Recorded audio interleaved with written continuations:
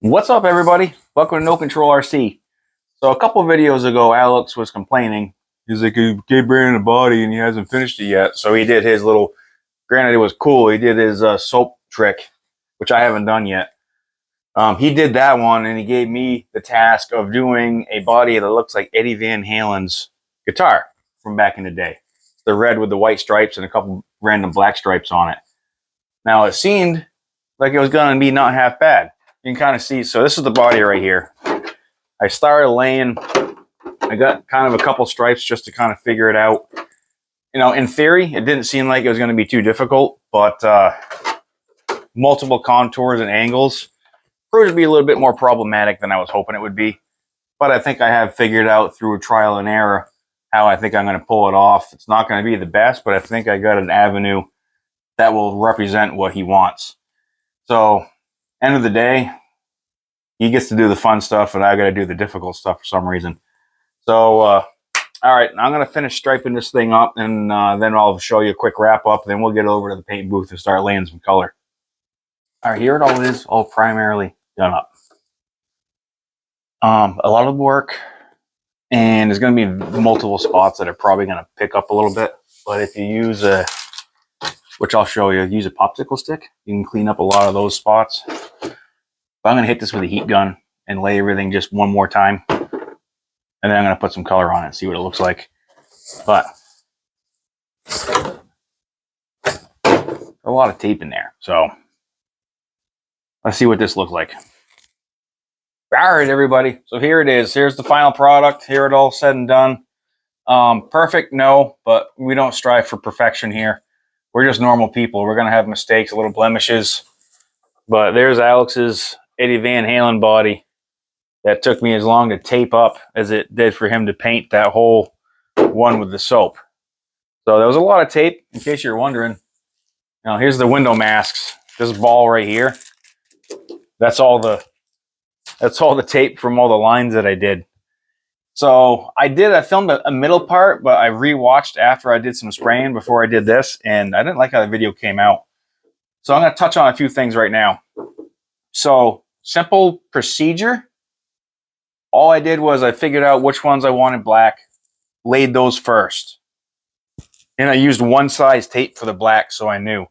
Then I laid two different size white lines all over the place and tried to randomize them to have them look like they're not uniform, just have them look like they're going all over the place, which, you know, it's kind of tough, but this is okay. So, you notice I got a popsicle stick right here. Now, this is a little trick that I learned watching some other stuff on airbrushing. So what you'll do, these spots in here, there's some spots in here, like on these radiuses and things like that, and these body lines. When you put tape down, sometimes it picks up just a little bit, so when you're spraying, it will bleed inside. So when I decide I'm going to peel the tape up, and you got a little bit of bleeding in there, what I'll do is I'll pick the spot. I'm not going to do it directly on the body right now, but I got a popsicle stick, and I cut it just on an angle, so it's got kind of a point, and then I go into the section where it bled in a little bit, and you can rub it away. Now, I have found, through trial and error, it actually does a lot better if you let the body set up. You know, pretty much let this really cure and dry for a few hours. If it's tacky or whatever, it can smudge. But if you let this dry, especially if it's thin, you can rub it right away. And it's almost, many spots I did that you can't tell, but there's many spots that I missed because it was going to take a really long time. Plus, some of them I didn't notice until I laid the white. And then once I put the white down, it was kind of too late. So, but this is going to go on Alex's, I think it's an Xmaxx body, so it's going to get smashed anyway. So we really don't have to worry about it. Besides, like I said, we're normal people. We're not going for perfection. So that's pretty much how I do that. This little popsicles trick, though, is something to remember. If you take anything away from this video, remember this. Because little tiny spots and corners or whatever that you wish you didn't have paint that bled, this can fix a lot of them. So, like I said, there she all is. Simple procedure. I did red, then I went white, then I went black.